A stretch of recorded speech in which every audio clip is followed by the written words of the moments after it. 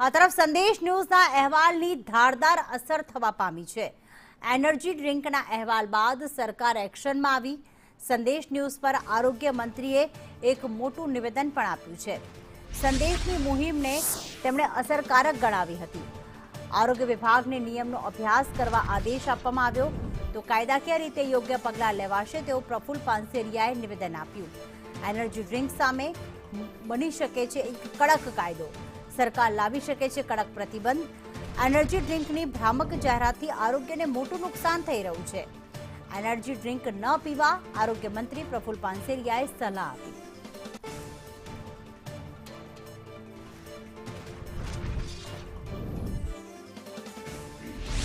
ગુજરાતના બજારોમાં બેફામ એનર્જી ડ્રિંકનું વેચાણ થાય છે। યુવાનો પણ મોટે પાયે આ એનર્જી ડ્રિંક સાથે આદી થયેલા જોવા મળી રહ્યા છે।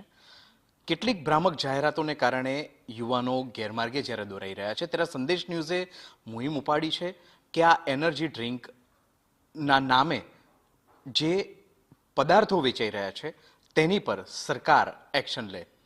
આરોગ્ય મંત્રી પ્રફુલ્લભાઈ પાનસેરિયા છે, તેમની સાથે વાત કરીશું। સર, એનર્જી ડ્રિંક કેટલા હિતાવહ છે પીવા માટે?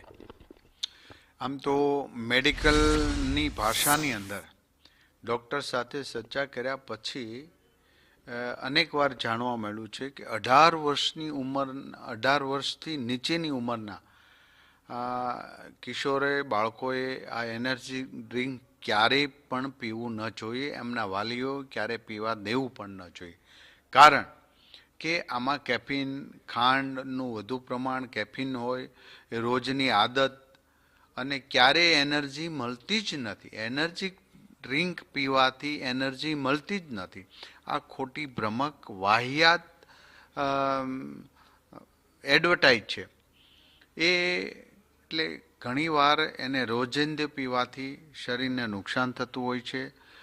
ભ્રમક જાહેરાતોથી ન વેચવું જોઈએ એ પણ બાબત છે।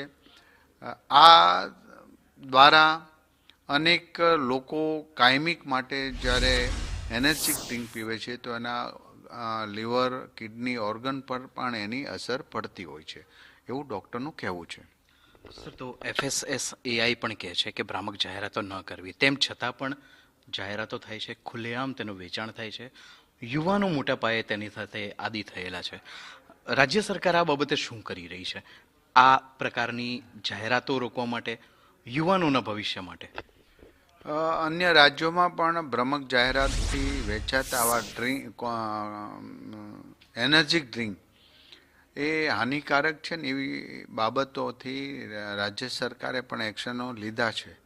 મેં મારા ફૂડ અને ડ્રગ્સ વિભાગમાં, હેલ્થ વિભાગમાં પણ આનું સૂચન કર્યું છે કે આના કાયદાકીય રીતે આપણે શું કરી શકીએ। જે નિયમમાં આવતું હોય ને કાયદાકીય રીતે આપણે પગલાં લઈ શકતા હોય કે એને પ્રતિબંધિત કરી શકતા હોઈએ તો અમે ચોક્કસ પ્રકારે ગવર્મેન્ટ આ નિર્ણય લેશે। બીજી વાત રહી કે આ નિયમિત પીવાથી હાર્ટના બીટ્સ વધી જવા, ગર્ભાવણ થવી, હાથ ધ્રુજવા, ઓર્ગન પણ એમની અસર થવી અને સ્કિન ડલ થવી, તમારી સ્કિન જે ચમકતી હોય એ ડલ થવી, થાક લાગવો, આ બધું જ એનર્જી ડ્રિંક પીવાથી થાય। એટલે હજી પણ હું વિનંતી કરું છું ચેનલના માધ્યમ દ્વારા કે કોઈ પણ યુવાન એવું ન વિચારે કે હું એનર્જી ડ્રિંક લઈને અદા મારીશ કે હીરોની જેમ તાકાતવાન બની। આ ખોટી વાત। તમારે પીવું હોય તો લચ્છી પીવો, છાશ પીવો, નાળિયેરનું પાણી પીવો, શેરડીનો રસ પીવો, જે કુદરતે આપેલા છે। આ ફ્રૂટના બધા જ રસ આ જ ઉપયોગી થશે ને આ જ તમારા શરીરને પોષ્ટ બનાવશે। બાકી આવી વાહિયાત લેભાગુ તત્વો દ્વારા જાતના કલરોની બોટલોની અંદર વેચાતા આવા એનર્જી ડ્રિંકો વગેરે પીવાથી કોઈ ફાયદો થવાનો નથી। અને એ ફૂડ અને ડ્રગ્સના નીતિ નિયમો પ્રમાણે બનાવતા હોય અથવા તો એમનું પરમિશન પણ લીધી, પણ એમને પણ કહ્યું છે કે આ ભ્રમક જાહેરાત તમે નહીં કરી શકો। માટે આજથી દ્રઢ સંકલ્પ કરીએ કે આવું પીવું જ ન જોઈએ, અને જે ખોટી રીતે કે ભ્રમક જાહેરાતો કરતા હશે એને રાજ્ય સરકાર ચોક્કસ પ્રકારે એક્શન લેશે. છેલ્લો સવાલ સર, સંદેશ ન્યૂઝે આ અહેવાલ પ્રસારિત કર્યો છે, એનર્જી ડ્રિંક સ્વાસ્થ્ય માટે હાનિકારક છે. લોકોને આપ શું કહેવા માંગશો સંદેશ ન્યૂઝના માધ્યમથી?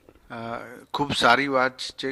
દરેક મીડિયાઓ આ બાબતનું બહુ સારી જાગૃતતા કરતા હોય છે. એમાં સંદેશ ચેનલે આ મુહિમ ઉપાડી છે, તો યુવાનોમાં જાગૃતતા આવશે અને આવા ડ્રિંક્સ પીવાથી તાકાતવાનની પણ નબળા બનીએ છીએ, તમારા હાડકાં નબળા બને છે, તમારું શરીર નબળું બને છે, એ માહિતી પહોંચશે. અને ગવર્મેન્ટ દ્વારા પણ આ ચેનલો અને મીડિયા દ્વારા જે અમને વાત મળે છે અથવા તો એમના દ્વારા અમને માહિતી મળે છે, એના દ્વારા અમે એક્શન પણ લઈએ છીએ ને એને લઈશું.